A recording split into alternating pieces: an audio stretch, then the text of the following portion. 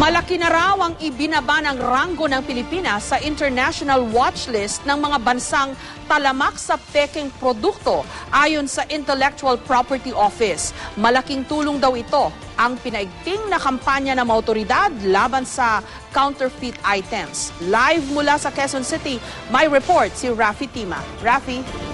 Jessica, kung dati nga ay kilala ang Pilipinas bilang isa sa mga bansang may pinakamaraming peke at counterfeit na mga produkto, unti-unti na raw itong nagbabago dahil sa pinaigting na enforcement na intellectual property rights. Pero malaking problema pa rin daw ang pagkalat ng mga peke produkto dahil marami pa rin ang tumatangkilik sa mga ito, karamihan para lang makasabay sa uso. Aminadong mahilig bumili ng mga pekeng produkto si Nanay Merly Obsuna. Ang kanyang suot na t-shirt, isang kilalang brand ang nakaimprenta sa harap. Sa loob ng kanilang bahay, makikita rin ang ilan pang damit, bag at sapatos na pawang counterfeit ng mga sikat na produkto. Para naman po medyo social naman ang dating kahit peke. Diba? Para pag nakita kayo. Para pag nakita naman, ay social naman ang suot mo. Ayon kay Nanay Merly, pati kanyang mga anak at mga kapitbahay, mahilig din daw mamili ng mga pekeng damit, sapatos at mga bag. Hindi na raw nakapagtataka ayon sa isang sociologist na marami pa ring Pilipinong nahihilig sa pagbili ng mga pekeng branded na produkto. Ibunga ito tinatawag nating colonial mentality. Ibig sabihin po nito, minsan, malabas po sa kamalan ng Pilipino na pag isang produkto ay branded o ibig sabihin galing sa ibang bansa, parang feeling palagi ng ibang Pilipino na mas maganda siya. Kapag ang isang item ay branded, ay tumataas ang tingin ng Pilipino sa kanilang sarili. Ayon sa Intellectual Property Office, sa kabila ng pagkahilig ng mga Pinoy sa branded pero pekeng produkto, unti-unti nang gumaganda ang estado ng bansa pagdating sa enforcement ng intellectual property rights. Yung ating mga neighboring countries dito sa ASEAN, they dub Philippines as the champion when it comes to IPR enforcement.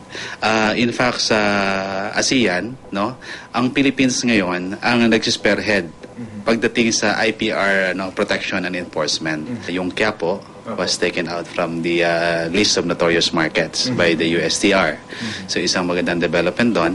Ilang taon lang nakararaan, nasa priority watch list ng Pilipinas. Kabilang tayo sa may pinakamataas na antas kung saan nagkalat ang mga pekeng produkto. Ngayon, bumaba na raw ang bansa sa pinakamababang antas at malapit ng tuluyang matanggal sa watch list.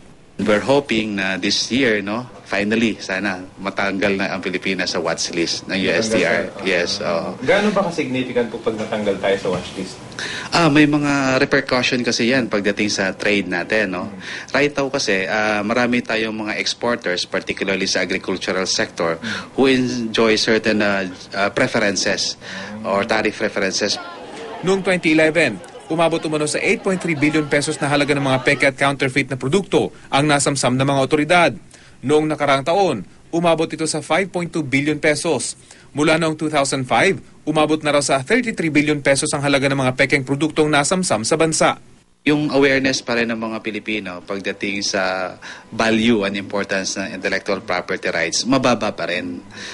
Kaya kami sa IPO, isa sa mga programs namin pagdating sa IPR enforcement is the info and educational campaign also to the public. Kasi we want to change the mindset of the people so that they would respect intellectual property rights. Para sila, hindi na nila ipatronize yung mga counterfeit products.